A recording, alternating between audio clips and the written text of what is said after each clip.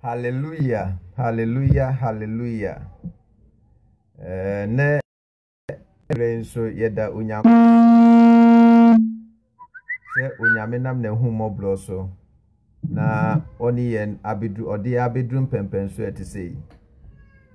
midin the Reverend Ajenim Boaten ami wo Kristo anokwafo asempakafo platform so Mejidi se emre kakre ni moteme nka ache batene de ayo nyankopon pe se eneme no meche ewrade asem a ebeboa na aboa me nso yewo bibibia yebeka se entai so we read Ephesians chapter 5 verse 16 Bible ne say redeeming your time because these days are evil yenhwe yada ajeyi na emra ye namu no eye nabone ye kan nabone a ye de ade papa ene bone nyina ebisi wonomo de eye papa epentem awie de eye bone nso epentem awie nanso si eye onipa idie ade ba ko na wo se de hye etirim se enye onipa nipa ntime ne aboa mfa yonko ma ne nyeye nipa ni aboa ntime nante ma ne nyeye eye nipa ne nante ene eye nipa na eye bone sanso na nipa nso ye papa Bible say ebre bi dru ye a first Adam oba wi ase obeye bone enu ntino bone beye onipa bia bon ede bone bre onipa bia nanso nshankan rade Yakobon say first Adam bone na ede bre nipa no second Adam nso papa ye bi obeye no ema nipa benya enkwa enu ntino de ewom ne se yete ase saa ye besa hunu ne se yewo nipa pafo wa asase so ene ewo nipa bone nso ewa asase so na mgidi se ne onyame asema me ne wo ba bechi ebeye nhira ma na ye nhira ama me nso ame no che se nyame asem no na ye nyina hunu se yewo bre bi etise ya ahweyi ene wo so bia enya enem no kasa fa as nyame asema me do bre no nitima me de atoso ye who is your friend? Who is your friend? Why ene ye wadamfo? Who is your friend? Ye ka adamfo a adamfo ene hwan? Se ye ka adamfo a adamfo ene onipa owo akomapama na owo atenka ema wo se ebremu oden no owo atenka ma wo se o make sure se ono ne wo ho ebra asembone aba wabra bom no o make sure so ono ne wo enti ye kan yon ayo danfo pa oyonko pa ni onipa se de wusitie bia no o make sure se ono obetena ama akwisi awieye enti onipa wonim wawunye hia enim problems enim situation bia akoma nipa ntime boaw eka ho kopem se ubefiri mu no se nipa no ene yonko a yebeka so yonko pa but ene de ye kasafa se hwan ene wadamfo so ye ka yonko a anase namfo a oyonko anase wadamfo ebetimi ayo nipa bia nanso me question ne se die yedi ene hunu ene de yetie nyina no so aya na yonko anase namfo a ye form no omutimi beye emoa anase omutimi ba beye oseye emaye se ye nim se nipa bebrebe bebia namfo edo makwa akoduro no bebrewu ye kan namfo a bebre wo namfo a ene amoma wale agu enamfo bebrebe asai wo namfofo adwumasem ono na ebua no ede ne ko share baabi ewo adwumamu nanso ekowie no ono awowo na damfo no ho amia yinadi enti no odofo eneme no bisa say who is your friend? Who is your friend? Ye can be o Micah chapter 7 verse 5 na. Bible say monye adamfo ni. Momfa mo ho ento yonko so. Adenti na Bible ka se ma monye adamfo ni. Na momfa mo ho ento yonko so. Efri say onipa a woni na ekọ no oni na eba no sister brother ono na se wan hwe ni ye a obamu anya asem. Ena numre de mpesa meka nse nipa bia ye nipa. Enti ye wo baabi ye wo enter mu bi ma yonko a wo fa no eno na be kire se obebo bra na se wo mobra. Se uye oba wasisuo uye bema wasisuo se wadamfo ye kohwini a ube kohwini. Because Bible say ehan ni sum eni twaka. Ye won krofo bi wa musi so na nkomo bobra na nkoma bra bo ejaniu. Nanso ekoduru pempenso na onye kwensani. But ekowie ye wadane kwensani. Adentia efri say damfo bi ode ne ho kɔbɔ no wanye damfo pa anye den ama no. Oba bi hyase ye pa ba damfo bi ode ne ho bɔ no say oka mema ye den ebom oka mema eye den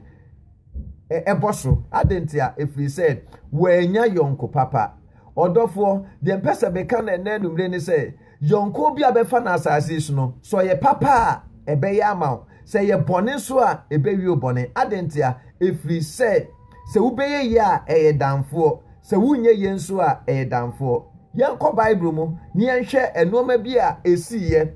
ebra na enipa bi afa yonko nanso at the end of the day no esi wonye ebi nso fa yonko nanso ensi wonye. So what I say eti Micah chapter 7 verse 5 no was monye adamfo ni momfa mo ho ento yonko so adentia efri say wiase ayewom sesei so so beye yonko sema o mobra so so beye yonko sema wanhwe you will die before your time. So so beye yonko sema belusu wawale so beye namfo sema belusu wadwuma so be obeye namfo sema wanhwe ya obedi dem ewo wabrabom adentia efri said wiase ayewom sesei no ewo so obia very careful. Enti odofo enemy busa say who is your friend? Who is your friend? First nanka yo obi akwa asole na yo obi amfa mpa ibo ni agro uye obi ananka wote abrabotini ni iye mankasa but namfo bi ado hu ko bom sesei no wasole kwa asesa enoma ye ma awurade no sesei o ma biebie wani nti wani ate sesei de woso ye ma awurade no untimi enye enoma wuye nyina no wote ase akoye sesei no wani ate abro so enti ese de ubeye no nyame nchen anka be ede oje beba di abrabo anka beba ama ho nso edi nkunimde bebro no sesei enamfo bi aba be bie wani a sesei no sim se de wo ye no fi se no na bebo aden so eno enede onipa edo wo de oseyimo. Amen. Eno na do wo ye den eko oseyimo. Adentia efi se yenhwe bribi ewo Genesis chapter 13 verse 1. Genesis chapter 13 verse 1. Na yentie Awurade asem ewo honomo. Genesis chapter 13 verse 1. Was say na Abraham ne yire ne de owo Abraham ne yire ne de owo nyina ne Lot nso free Muslim by Nadab. Na Abraham nya ne ho se emu adwete sika emu na odi etutena free Nadab ne kodru Bethel. Die akane na ntomadansi ewo Bethel na entem die afolibuchia a wosi kan ewo na Abraham sole Awurade ewo ho na Lot nso ne Abraham nam enam no ewo nwan ne nantwie ne ntoma edan na asase ne nso ema won se obetena faako efri se na wo na hode dɔɔso enti na wontumi antena faako na ebrebi akasakasa ba Abraham muahwefo ene Lot muahwefo ntem na brenu mu no na Kenafo ne Perisifo tete asase ne so na Abraham ka kire Lot se besrew emma akasakasa ma mene wo ntem na mene muahwefo na me muahwefo ne wo muahwefo ne ntem na yeye enuanom enye asase nyina na eda wanimu yi mesrew twe ho firi me ho se ufa benkum o mefa nifo na se mefa nifa mafa benkum na loto man ni so hwe Jordan kanko nu nyina de kosi so hunu se ni nyina so wo nsuo te se Awurade trom no te se Muslim no ansa na Awurade rese Sodom Gomorrah no na Lot yi Jordan kanko no nyina na utufa FPFM na ninuanom edi empa one ninua di empapem na Abraham tena Kena asa otena Juda otena na otena Jordan kanko kronim na ututu ntomadan ala kodru Sodom. Amen. Mame mfanto aso 13 enso na Sodom fo ye amumuyofo ne neboneyefo kese Awurade anim. Amen. Odofo tio yenhwe de twerɛsɛm eken Bible say na owura bi wo hɔ no efrɛ no Abraham na Abraham yi na oyonipa kɛse a na onyame design no mapa na odiama saa abranti na eduru ba bi aya na abusua yeso to wabusua gu a untimi mfo obi abusua enye wabusua eti Bible me eti asese ebra onyame koso na wo hira Abraham no twese me eti asese mu anodisi a ninua a anase na busua ni Lot na Bible say abranti efe no Abraham onyame hira no Bible so onyame hira no efie because olden days account madan na efie onyame hira no emua enantwie enwan onyame hira ne sika emfom no ma ejapade de ye kasa obi wa na Abraham so na nyame hira no those days no ye betime de Abraham hira ne bi aye bibiti say despite mumu a say Ghana say nim so mu wo sika because me mete Ghana ntino Ghana sika ni na metime de na aye example Lot nso de ne ho be fam ne nua yi ono so Awurade be hira no Bible say enhira omunya ye ntino na omuntimi ntina faako omututu yi de omotena kakra na omatena kakra se de ne chromeska no bebre ye obi won mo si ne dan ewo La Paz onye sika no kosi bi o East Legon se kura de ebi kura akwa akototo dan Reggie Emmanuel Estate ene won krone ba eti se wo sika I believe say edurumbe bia wasetena mu no utimi tu etena ba bia area bia u feel comfortable bia utimi etu eden ekotena ho se bi na ekoso ewo Abraham abrabomo na no kwasem se nkanya mi hira na se onua beka ho na se onua so aye nhira ede na nka efasi nanso esan se wiase ewe nipa ye nipanti enu ntina se oni nipa ediri a no are very careful se ade bia wo ye bia no se wanhwe ne ye a at the end of the day no esunsun sanso no etimi ba beye akwanside ema onipa Bible so mu nyina atena afa akobo mu die na siye Bible say problem bi entokwa ba Abraham enwanhwefo ene Lot nwanhwefo ni mu nanso so esanse nipa independent no Lot amfa nani anto say Abraham eye nabusuani Abraham ye ninua yenhwe asema Abraham kai osiminu amesrew me masa as mu ahwefo ntemu embeteteme no ntemu enya asase kese ne da ye ntemu yi se wo fa benkum amafa nifa wo fa nifa amafa benkum enti no masa de we nyeden enye masa by Bible me ati asese Lot entie Abraham Lot gina de esi ewo nyanhwefo ne entem edi take ni decision eno na kire sede onipa bia no ositie ewa abrabo mu ema no nyo sede odow ene no obedow akwa akosi ema no nyo sede one ne kana ne ka utirimu asem akire no obetimi akipu secret akosi awiye ye won krofo bebre won ma enu tina meka cho se ene enamfo nipa oni nipa bi nanti ye ntino ena wale agu no ogini di se ne sister in the Lord onua ba na nko oji oba bi di se ne nua ba ewo nyamesomo hwe nsem bi esi wo na wale mu a mistake bi oyeye nsem bi esisi na wale mu a wona ne share say sisters in the Lord ewo nyame mu hwe say oni di nya problem no wafa ho akoka kire ni kunu ensem bi a woni mu oka kire no ebi kura timi koka edede enka ho nyina den eka ho enti se wo obi a wo so hwe ne ye a hwe nipa ye hwe namfo ye na namfo ye nipa bi a ene de oso kire no se wan hwe ne ye o kira ono a na besan be ye watamfo because opposite of positive negative opposite of negative positive adentia efri say Yesu Kristo kura kan bi o say nipa fiefo ebe yatamfo adentina Yesu Kristo kan sa efri say do ono kono no ba no ono anonya wo beden obeyo na nkade Jesus Christ wone disciples 12 people disciples nenam eye den na Judas Judas ya wode obianim se wode ukura sika Judas obianim se wode onyame pewasem onyame fa wuni agro die ne kobaaye because e was a uyu master ma woton master uyu master she natamfo ensa efri say nipa bia eye nipa. Who is your friend? De e wadamfo ene no wote as se wan hwe ne ye a ochiro no ane beyi wama because minim damfo bebrebe a I'm not saying say damfo nye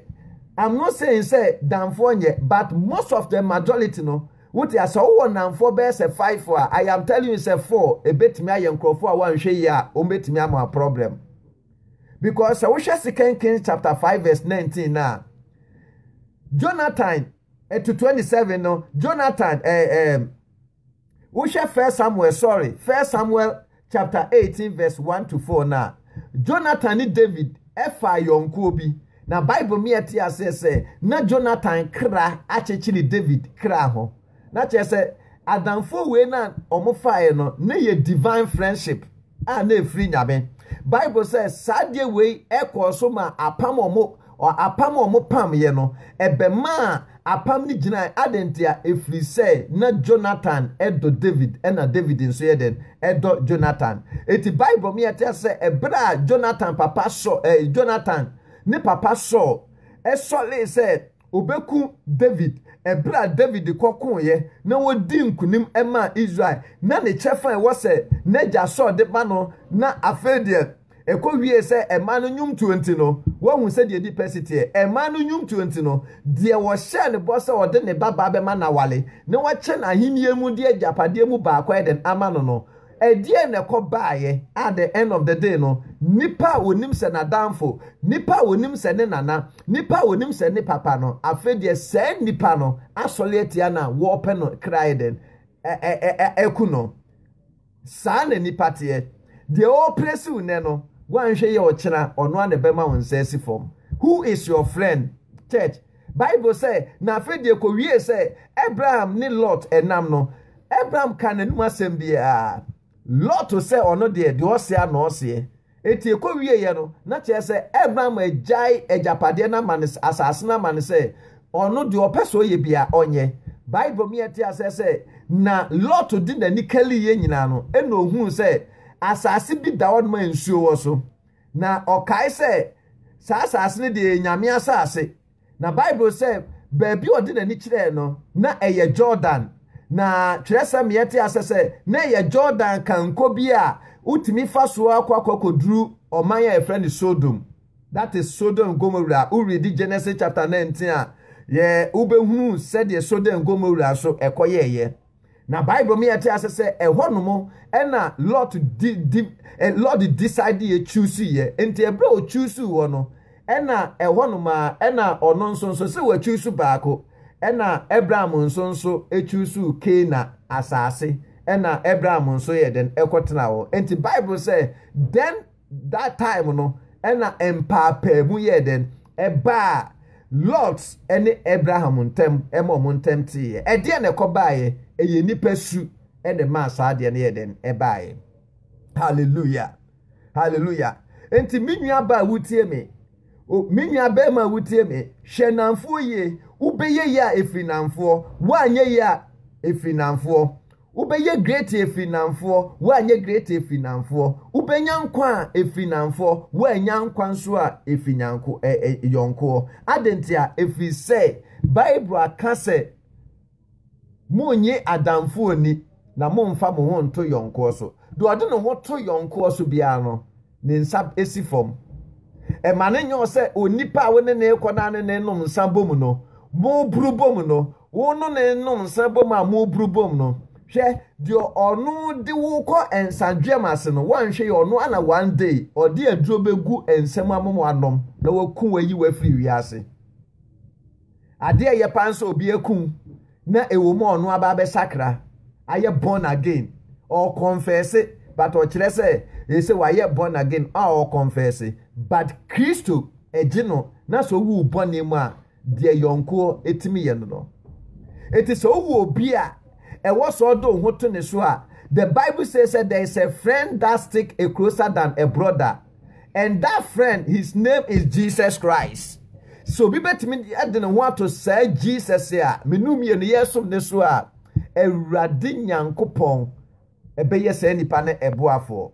It debia this scripture I am not challenging me ye pa. Who can Psalm 121 ya so much let me po. And he found a memu free beba. David said memu free or so. Your so near assassin your phone and chain. Adentia because or non quan as what the hotonesua shamodie eni na brabomu. Na onon so de oni shamodia. Yanshe stages bia e course. Say yenim say see ano Bible say me enya adamfo ni. Ma yemfa ye ho nto yonko so. Say Genesis chapter 13 no Lot ni Abraham Bible me ate say o ma yonko fa na ankosi nipa su bae no mpapa mu bae enti saa na nipa su nti no de wafa na yonko na utim ne da mpa baako so baabi a woko o bank accounts wadamfo nim wawaliemu even enamu nyina wadamfo nim say wabusuafo onamfufuo nim wabusuafo nyina yade bia o maame yale ye onamfufuo nim problem bi e koso wabrabo mo nyame hu mobo age wadamfo nim wona wunya ace na awrade age wadamfo nim enti sansem we nyina wo ka nyina no ka hu se dakro se problem si no wadamfo ne ntema odo beba out wote ase obegu anim ase mesi obegu anim ase na ba bi won me ebia onyame peso oduru a de damfo se de nipa sutie enti no damfo bone banitrima obetimi ama on side and esifom Bible say your secret is your strength and no na Samson ehu o kan Judges chapter 17:16 Judges chapter 16 and 17 and no na Samson ehu okofa oba damfo say we ya na me pese me wale no Ebra yebe wonsu no abofo de emra ahyede ba be ka kire wo maame eno papa se we ni ahyede a osoro yofo ne wo ma die ne ahyede tie se ade ye o warning yesema yiwan enka utinwi bobe nsa nka wano afesu menwale amama mu ni nenso esanse nipasu what as nipa ability Mrs. Sant at the time untino Bible mayete asese obana one netino nini krom for year 1 na Bible mayete asese o dada ne defe na ema bebia na hu oden wo asa hu oden nso no ye de ma wo say be ye at the end of the day order for so Entino, at the end of the day, no, say one sheni year, baby, o time for do back no, nye papa mount. I feel the Bible me at yes, say, what da na manage baby na hoarding wo. A hoarding no, o nyame de ma will say, Fabidi jume bi, that is why or yours, sir, or hoarding for no. No, what they, I said, dear be then a true or shebre home. Nanso esanse nipa edru bebia yaso odinti no nipa bu na ni gu sa no ma we nyina so na ode nipa kofa ade a ede asudie ede amanye bebre no enti Delilah ye ka ne ho asem no ono enema Samson mission Samson bosha onyame shy no enti mi amam na die enti na enti mi amam eye nipa su biko nipa owe nipa su no bibia timi Samson a na one ne yere eti na omudi odo no ekọ wie ye no na ono anso na amakwan ama na tamfo anya no eden a destroy no elunti odofo ene the person me catch you say who is your friend and now we are man of God now we invite you obi so me ya asole ma no se nipa ne ba be ya aso na seska for wa asole ya na waje omu nyina contact na ono omo contact adenti na ono omo contact enya adwene pam na o se wo sofo no se de be odi fame e be we ni omo akona aso anaso obenya kwan aje omu wiska ono a wontimi we ni omo hu Kristo wo sew na wasan sa members na ka ho eti at the end of the day no nipa akofa ne se adamfo no ensonsanso a ode breo eti ende me pesa me ka kire obi bia se ma wani na ho odofo wute minua ba ma wani na ho minua be ma wani na ho de wo fa ne se adamfo ende no se wan hwe ne ye no amwani ya na ho no abompai wa mompai ya amfa nipa no ho ansa no afa na damfo na wanhwe no maye sa odi obi abe wa damfo a wani behu no mihu yanka na akachi eti who is your friend se wadamfo enye papa odofo onso enye papa eno de yanhwe se ma esue bibi o mi wiase a me ba se abeti ase se abeti asese nipa bia nipa enti mfa ho ntu nipa so Bible say eno me nka de odo ne ho tu nipa so na onipa ahoɔden eye na onipa abasa na ahoɔden o kan Isaiah 53 verse 1 a or see whose report do you believe why adanse na abeje adie ene se wodo ho tu nipa adanse so a obehwia se wo abrabom odo ho tu nipa dance so abepem wa abrabom odo ho tu nipa dance so a one share you die before your time. I know what I'm talking about, meaning the America, because empenimfosa experience is the best teacher. Baby be one ma and namfo ntimi amankrofobia enu abrabom baby be one ma and namfo ntimi amankrofobia nsa nka ne woso mo nsaka enkrofobia won so a namfo semunti no enne omo bege ansa no medidi adentia efise nipa nye etu hu nipa hweniye friends there also will be nipa bi wo no ma o se will be a kirew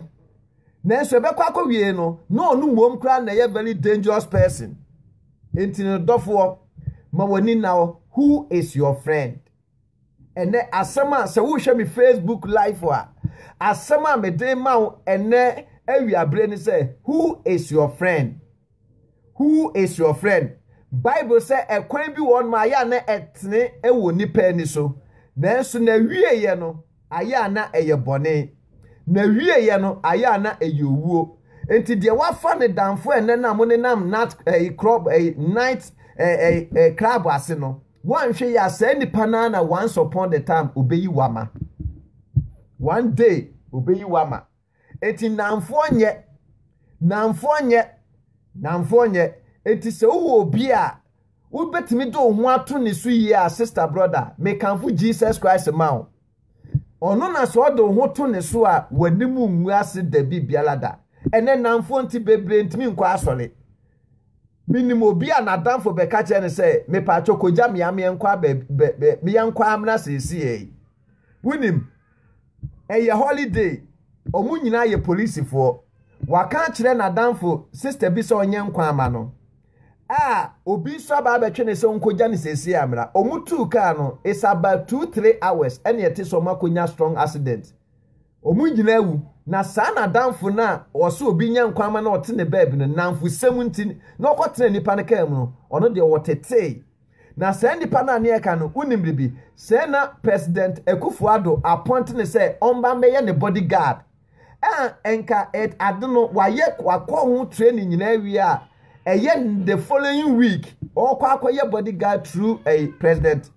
Nana Akufo-Addo ye Ghana oman panyini nanso de danfo semunti no wo besi ko ja no tra ne kam no wakohwere ne kra se uyo kristoni a midi onyankopon mobro so mitufo se nyame nipa because ansana onyame nipa bi kan biribi se no nim nya wahunu se manamfo ntetew ni onyankopon dom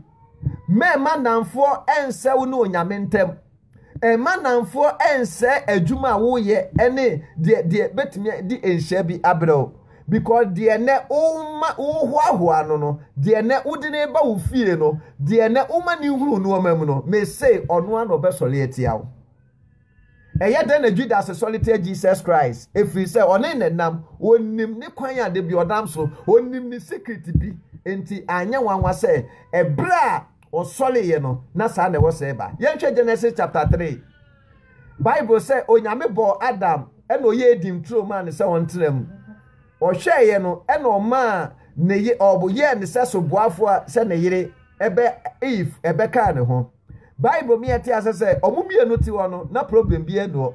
but at the end of the day no wo epikofa the yire adamfo e we di ntro mu wo no mo na ebra ofa na adamfo no within 1 hour to 2 hours no wetimi a confuse no wa convince no am at the end of the day no if I confused am adia ya catch and say any kwadua aba any kwanso die no na wakwa akodi ama enome as adie any kwanso eba ne so na aba ne so ene sa na ekoso say wanya very careful na wanhwe ya danfo bi betimi am wanya asem danfo betimi ama wanya nyame nome danfo bi betimi ama nome bi eden aso abrabum wonyem no a wo ka kire no ono na ma wadwen se koya abortion but koya abortion wie no esan say wadanfo ntino o wedding aso baby ene ono nso nwale ye ntinani ne ya ene ofa akire ekoba asa wonwo no hwe so akoka kire okun se wo abortion pa wonwale ye waye no enti won say ate bema nani so ama bema no won say woso ntimi nwale obiem enti se wan hwe danfo yi a unhunu wi asese de sitie enti me de metaka se so bi hwesoro a hwefom se nipa bi ka to se hwesoro a aya hwefom ansa na waye den wahunu se ba bia wugina ne ye ansa na wamu ani so aye den ahwesoro because nipa Bible say Satan is accuser of our brethren na wunim se oma woni nipa bi fa danfo na se nipa na brabo enya obetimi adaada no anante samu abo akohwia buma but awrawusem wom ne say but the 5 years 6 years wa pena asempa no asan do kwa aduro so because nani abre opeso yeye enti se odo fa aduro so na so okohwe na se kwa da ho a nipa ono de ko oseyem no a wonso gini di no se aduru ba bia mo papa mo bia kwa ne ba bi e na osan wekew enti yemu bebre onum a woni demon pa na nam so unim enam pese bibie wani wa se wotime nka e wo live fm Facebook wa adamfo bi a won right now no sase bo no mpaye na abeka se Reverend Ajenim Boateng kan yi se but wadamfo no mpaye bebre won mo ebonsam na asoma no owo mission bi in your life e be 10 years e be 15 years e be 5 years e be 4 years e be 2 years e be 1 year se on completing the mission na e destroyer in your life wa on free wa brabo mo nyeden enkoi on free wa brabo nkoi na se Abraham timi ne Lot ntem tete dia eno na wo se danfo yonko o bibia bitimi se anything can happen bibia betimi esi eti hwedanfo ye because one hwedanfo ye a ebekwa akowie no what is ebekwa akowie ma me fa me life story bi enye mfato ho enkyero edru ba bi wa abrabo ma na me wonamfo miensa na sa namfo nyina no me na medidi ma omu bidi meto adwane ma omu di me do omu ba me fie ba ko ye sofo banko nso ye just friend or ye business people na edu abina so friend me kwa so niska metimi ma niska no de ato ne ho yetimi se atade yetimi koto atade the same thing ye no na hyehyeye enti no ye nante ya ma ebedum pempenso bi a se obi hu me na so wahu na obisa se na wunua we wata we miss okwa ase so no nso na mabi na ye timi busa ye nante ya ma ye be say because ne ye bibia ebom na wunim de ekoye afi se ko wie ye no na that time no na me wo problem bi mu and my frustrated but na me that's why nyame nipa eduta make se nipa bia nipa se wanhwe ye a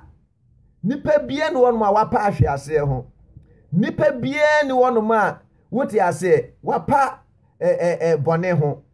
nanso so onipa bi wona so wani wo ho so a ubetimi ahwe ho yie se de be ya onkoto bone mu anase ubetimi amwani ada wa hwe ho yie se de be ya namfo bi ntimi yeden entwe na wunim se ko wie ye de se me no omunam nyina no se na nipa miensa omuka me ho no se na oma decide se omunim se omupese omuteki decision bi na decision ompese omuteki no upon se ye di nkwase asembo mu am ye sofo amadamfo ba ko ne ye sofo omo nso ye nyina echi no se na oma ye oma dwen so mu kowura okotomu no munim so omuka kire me a the way me city ye no upon sankwase ase ye nyina nya de amemeye ena omu koye ekoye omu okotondo me nyina nti at the end of the day no se wunim okoto amechirem kakra so obi wura okotuma oye human being sacrifice ena ode awuram eti se omukoye no ena tie se omakwaji bibi nso wo okot grounds se de be ya omude be ma me na medi a omude saa de na omude ama me achiwade aka na ma afidie na eden enyame na che so omenyame akumi aye sacrifice enso na me man of God o because that time no na my frustration na enoma bi twifa me so menya good friends and family ho amomo me konya bad friends here na I was thinking said those days no sankrofo no de omo ya me na manage no enu ne beboa me na se na obonefo na prane me oti ase so many years na sabre ni mu no ena no mpese na aso amase enkenya nyame adom edi nyame ahumobre so me so a nkomo omote me nkomo ku me because me wo wie I see myself say me so free me mu me kwa deep darkness but I saw big moon say esren na pie wo me so na afede me so esren ba eba ya san ba be shame mu na woni me bi me so ba wie no na me nhyɛ da anya strong na me ni ahoden still na no na me yale na afede abe yade ama me I've go through a lot of things. I can't explain it. Now I was thinking still me because there's nothing I me to me yet. Now unimbribi. Now when I am lady be, I me catch and say those days nan kabe wale no. But me share na brabo na nse da nko yenti me yese me twen me ho. Na say sport to be wo mo nchen. Se omunim de omaye na me yale na me frɛ madam so often say ne to bia me no na problem say ato me no enti wantimi ama ma hwem also meba that time no na me brothers bi na ewo na confusion si because devil enyame emfidie osunsun no matom enti problems erad minwamu nyina na say a primo makoma amomo hate me to reject me. Hey, what is going on? Me nya modern so those days no met me ede ayeden aye bibibi. Enti no afede me ya ne say nyame na enam empire kra mentimi mo because my too weak. Afe edi be 4 days bibi sha me say fresh lady no. Me free lady na o say hey so for when enam ahwe wa hu me busa wunwan mo aye so ko South Africa. Enam say me ko South Africa. Enam me ka jense menti apo no say hwe enijie bi o ma betre bia ba ne nsa pa o mo bro ne na mo wie no hon ma ne be kai me say anti daya me su nyina na se mawu na no mu gira me nchen hye bra na che se me no mo de me sacrifice e de ko wura all court mu eti de to me no obunum se fide na jimi awie enti mawu awie enti o ma saase celebrate me wu every that time no who says say we are saying na se when se wo kodru ba bia wa frustration in life uko dru baby ase nipa yi wama uko dru baby a ase ye friend say unu ogifo bia me pese me ka che say aya pagya wani kire Calvary because obuafo e wo honomo so betimi do ho ato ne so a me say oma wani mo nwu ase da efri woko no ena me ye ma adwene say ade a ye friend say yonko no sune 2010 ebi nsi biem since then up to now man father mfo biem ebepem ebra onyame madoma onyame ema me ses ye friends me wife ayeden aba me dofo ayeden aba na de me pese me catch on say me yire eye me bibia me ni adamfo me nya me dwuma me ye no I don't have any friend o particular bakra I will never accept you I will reject you because dear na damfo betimi aye me dear na me hwe no dear na me ma na aduane di no o de me ko se yemu enti dear ena damfo bem but ebra me dis Yesu Kristo si meni so na me ma ne bedi hine o mabra bom no dear na ye challenges no okun ni nyina no obekun so okun ne maame up to now me ni adamfo baabia up to now me ni adamfo baabia up to now Yesu Kristo ni madamfo Yesu Kristo ni maade nyina de empesa me ka kire onipa bia ne se hwe wada agieye na hwe namfo ye hwe yonko ye because yonko bia betimi do asi eye only God onu ne betimi do eden asi etino Gehazi yenhwe 2 Kings chapter 5 verse 19 to 27 Elisa any Gehazi Elisa na boss master Elisa ene yo nyame difo boss ene owo na akura ye friend Gehazi hwe Bible say be ma bi oyokofuo free ne mofrase si owo Syria na okodigi Syria ye friend Naaman Bible say no ye kwata ebro ba ne nchen odifo ekura no wampe entama ahu no osmai ene okodwale Jordan mu no nya na yaresa ono cross ne buafu abra ne papa mu nyina ho no mo na obemama kwa akodwale nsuo mu a na ensu kankan te se Jordan abra nsu pa ho abra Naaman de oye nyina no onya na yaresa na wa ode agudie gold silver diamond ejapade enwan ne nantwie ode chese wode ejapade pa nanka edebre this man of God great man of God but no kwasem wom ne say ebra onyame difo ne yes anoma we nyina no o reject ade bia ofa bia na Naaman edebre no na Bible say o reject ye no Naaman ne dom no say call onchi ba bi omfiri bai ehonuma na nakura efene Gehazi a one ne boss nam enam se nipa mienu o moye adwuma bomo se yonko wo fetch say asempa no na masa na enti no at the end of the day say wo bibia wo say wo refuse a sa no ma we na wo so refuse es enupa ho asem na me no ka no nipo ni nipom onim so ijame di for kese wa rejected gift no nanso Gehazi etimi hwe nyame anim afa akiri ekokan se an ne boss so mra meje sa no me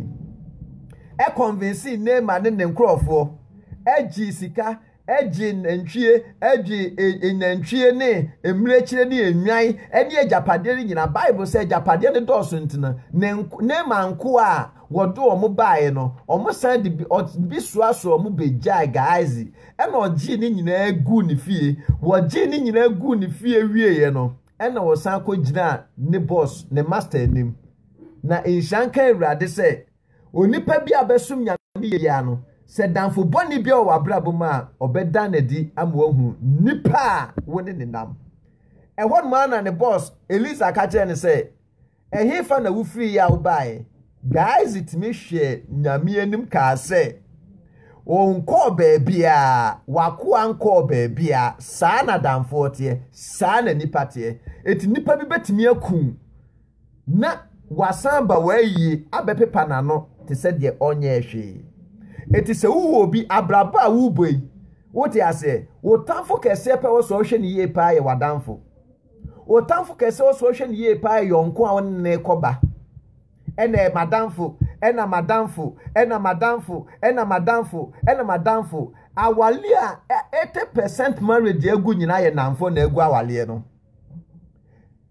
85% wo adwuma pa nkrofo nya ya everyone say nyina ye namfo. Me say it's about 90% yowu a nipa ewu a namfo na mani plan nkrofo ni. Enu tell me say she so damfo na hwe namfo yi. Na se uwo obi a betimi do ho ato ne so a me kanfo Jesus Christ ma. The Bible says there's a friend that stick closer than a brother. Ono nko na do ho to ne so a wo ma wanim nwu ase. O ma wanim nwu ase. Enti ene me de sa kan se we nyina to wanim. Me pesa wotena ase. Na wosese wabrabo. Abraham ene Lot ankosi aga. Abraham try bia ba Lot e take the decision. Then so awrewosem say decision so take ye na ankoboa no. Won ankoboa no. Baby o choose asase o choose ye no se na esodo engomori asase. Ekowie krensan ko say asase no. So te ase and Abraham so choose Canaan asase. So and a masan de or the say masan de Jonathan and David esi weni so. Na David and Jonathan yonko fa no. Enye bete ena form ye miremu so betimenya sa nipa no. Wo de ehwe ya na nipa bebro anya mesre. Uwo sika ni nti na nipa atwa anwo ahia so onamfofo. Minimo bia na ne namfofo de bi o mudidi ni fie. Dakro when one emo kra no no half of back. Ena kakra na brand isi asese obebo fom. Ni nyina na mfo ne so te kakra na yade bi beka no. Ekwo wie baabi no na abrante na aka ono ne maame nko a damfo bie no edu baabi na ne maame kra friend namfofo bi kra na omayi na won form fon eti wunnim de damfo betimi aye wa enka ba hyase a reject hunamu namfo na wafa Jesus Christ adamfo ono na so fa na damfo a wanimu nwu ase da na bra uhia no ofre na obeba minim sa Lazarus na damfo ni Jesus Christ ebro hu ye no although na Mary ne Martha free say the Jesus ye no wanya ade nanso no esan so ye yonko penti no Bible me eti asese baby anani daso ni no okọ the reason why okọ baby anani daso ni say ono nko na ye damfo pa do ho bona baby abekọ akodo anipa nyina be reject no ono do beba ono mo na wa be so mu ayoyi eti Martha ne Mary data no madwa no nanso ebro hu ye no ehonum na Jesus ko kire eldo a wode dollars Bible say and Jesus cried osu and Jesus wept osuin na at the end of those osuye no se no den na ode ne kase etiam say Lazarus sorry Bible say abrante Lazarus side and sorry o kan Bible say na Lazarus ye na danfo say Martha ne Mary no aduane Lazarus and esuade come Jesus Christ na ni nyina mu no na kire se so do hoto namfo so a yedu hwamo ba so do to Yesu Kristo so a oya adamfo pa ewieye ema wabrabo ene kakra metimi aka kire wa ene se who is your friend so be ye ya adamfo unye ye ya adamfo asambeto ye ya adamfo asamonto ye ya adamfo ubewu ye ya adamfo ubenyanko ye ya adamfo enti hwenamfo yi netoto wa akwa yi. Shut your mouth. Keep your secrets. Because damfo nyo nyame de wasem bia wo ka kire no sa asem na so no begina e de ebua ofo o de ebua okunfo o de begu awale o de bese wadwuma sem wo ye adwuma na se etu aka yi a ka wanotum sister brother na damfo na wo ka kire no wan hwe yi a obekọ wo ka kire obo so wo wia no because wo si dan am ye yi wadi enti ene me beka kire say who is your friend? Who is your friend? Nipa na o ma ne chance wo wabrabo mu no na obe wa be huru bibia no ka hu say ono a enu be yi otu akonya ase ye nyame ma. I believe said the Bible said those who are led by the Spirit we are the sons of God. I believe say namfo pa wo wi ase but yen for so mfa namfo onyame mre pemu no. If you need a friend there, when you pray to him, he will give you a good friend. Na at the end of the day no etimi aboa wa brabo damfo bia wa hoche wentimi amoa wentimi no wantena no onya damfo pa yebubu se ho se enamfo sen ena bra wa huyehiam omutimi tena ho ekosi bra enkunimdie beba yenhwe Job ahokyere na huyehi okomu nyina na yere ka kire say why don't curse your God and die. Job chapter 2 verse I think says 7 one. Why don't curse your God and die. Onipa me no abobra onipa me no ogiwani what you say onipa yenya bida nene ahuyehi abae de a me no me nyankopon saa na nipa tie enti mpanimfo se su nipa ne gya asaman se wansuo nipa wunyini se wansuo yonko a wunyini. The reason why make no yes experience the best teacher mahuru bi pen nka media nka mu hukumi nanso nyame de di mu afofi na bra mani ba me nso ba behu se mi obi a wasem de me woto ne so mi obi a wasem spend me time mana enye onipa bia se nyame enye onipa bia se nyame so betimi wo do ho amanyame a na do ho atu nyame so yi a che nyame mei ebesi uyi me kasa ewo Kristo anokwafo asempaka F4 platform bidiano Reverend Ajenim Boatin na enede o nyame de share mano no ena me de abro nyame nhyiraw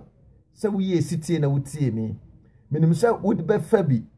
na wode abobra na de bi abo ontoma no na abrante wode bi nso ahye obotom na menim se anya bia no so wa damfo nso a obesasa mo ani aba ho so damfo a wahye ewura o bedroom damfo a wahye de o kai ma na etwi damfo a wahye de ne ko wadwuma mu damfo a wahye de ne ko obusua mu damfo a wahye introduce ne kire wo yire ana wukunu no wahye ne ye wote ase nipa wo ye ne saa no nipa empe papa nipa wo nipa wo ye ne saa ne no ka hu se de wa adwunu mu sitie no enye saa na ote me kasa through the word of God na me say kasa so obi anyame de asema hyema no na onkonkron tumi ta akiri eye no kure na me ka kire no awie nam sa de we na ekoso ene awreho obi aba ofie kura no me kodwonso aba otumi wura kitchen timi de aduro kugu aduane mu aduane a mo ba bedie wote ase na chese ode pe oseye na ode pe musuo eti hweye na hwe namfo ye na damfo nim wa bi obetim de aboa me na me ka kire ene oma 1 million wote nyame ya wadna se nyame hira obeka kire se abrante we twe a sister we twa na ne mobrowa me na me bua no me na me pagya no me na me ye ni sei enti nipa nye eti hwe nipa yi opese obi bua wa menyame moa na ebesiu yi na se Kristo di nkonkran no nyam so obi bia wutie ewo sa Facebook live yi ye Kristo anokwafo asempakafo every blessed day bia no ye wo onipa baako a obegina na opreachi na migidi ye se ene ye me 10 na me admo chance be you be 10 enti no se o wana so utie ni a de bia eda bia 6 o'clock bia no se utie ni a ubeye nhira na waye nhira ewe Ewurade Yesu Kristo dim onyame ntena nim kiro no onye okese ma yemo mpaye Ewurade be bompa wo Yesu Kristo dim mijai Ewurade o manyina so nsa di otie no de onye ntiye se okohunu Ewurade message wo Facebook a Ewurade otie a nam so fa church nam so kasa kire no nam so ma na nipa ne ho so because nipa fa ahomma na efa namfo so se nipa ahomma na efa nipa so se nipa na Ewurade o manya hotoso na mfa nhira ne nkunimdie bra onte na nim hye no nyo kese na se daache osane wani munyama yankasa namfo nti ne ye ntimi anya the right ne ntimi aye enkoa nokwafo asodi odoba Jesus Christ dim enhranka odi bebebe adom amen nyame nhye obi bia bye bye.